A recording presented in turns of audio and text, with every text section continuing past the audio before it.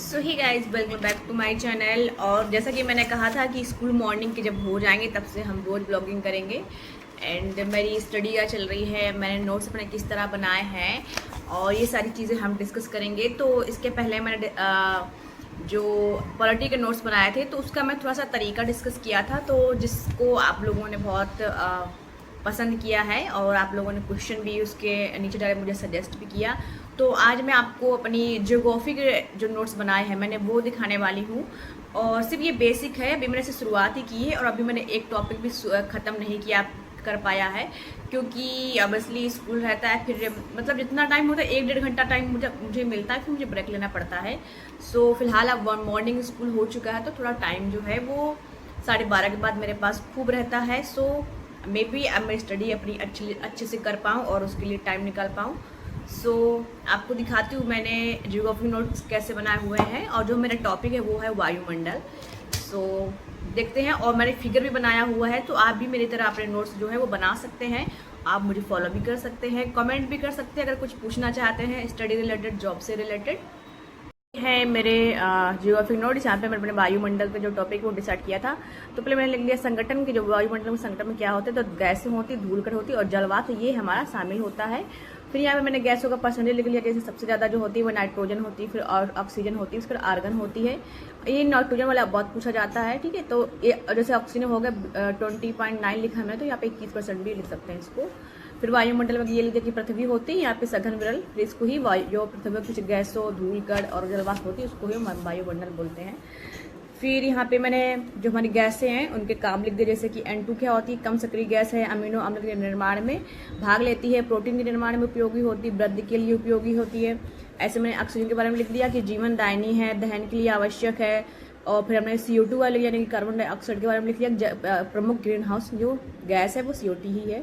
और यही मैंने लिख दिया कि ग्रीन हाउस इम्पैक्ट करती है, ग्लोबल वार्मिंग बोल देते हैं इसको, क्लाइमेट चेंज भी बोल देते हैं। फिर हम थोड़ा सा डिस्कस कर सकते हैं कि जो हमारा ग्लोबल वार्मिंग होता है वो क्या होता था। देखिए जैसे कि ये यहाँ पे हमारा सूर्य होता है और ये हमारी पृथ्वी होती है। तो पृथ्वी, ये सूर्य से किरणें आती हैं तो फिर इसका मतलब ये पृथ्वी जो छोड़ेगी भी, पृथ्वी जो ऊष्मा है वो ऊपर भी तो जाएगी, लेकिन CO2 एक परत बना लेती है।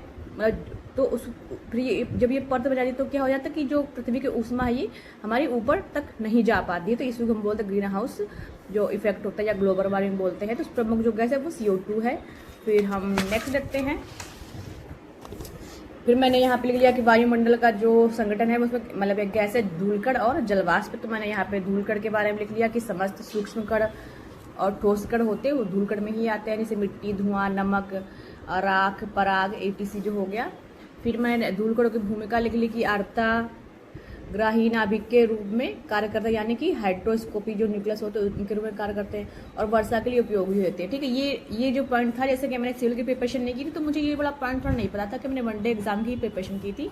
तो ये धूलकणों का जो इम्पोर्टेंट टॉपिक है कि वर्षा के लिए भी उपयोगी होता है ये, और सूर्यताप को प्रभावित करता है, और भोर और संध्याकालीन प्रकाश इसी के कारण ही होता है। किसके कारण होता है? धूलकणों के कारण ही होता है। और उसमें भी फिर जब हम इसमें साइंस में अगर घुस जाएंगे तो भाई हमारा अपवर्तन, परावर्तन और प्रकीर्णन हो जाएगा, जैसे कि आप जानते ही होंगे कि सभी धूलकणों के कारण ही होता है। कि परावर्तन क्या होता है कि सूर्य की किरणें यहाँ तक आती है पृथ्वी तक, फिर वापस हो जाती है, परावर्तन होता है, फिर यहाँ पे अपवर्तन होता है, फिर प्रकीर्णन होता है। फिर ऐसे मैंने यहाँ पे जलवाष्प के बारे में लिख लिया कि वायुमंडल में उपस्थित जो नमी होती है वही जलवाष्प होती है। धरातल से ऊपर जाने में क्या होता है, जलपास में कमी होती है, विषुवतीय क्षेत्रों में अत्यधिक होती है, मरुस्थलों पर न्यूनतम होती है, वर्षा के लिए उपयोगी होती है।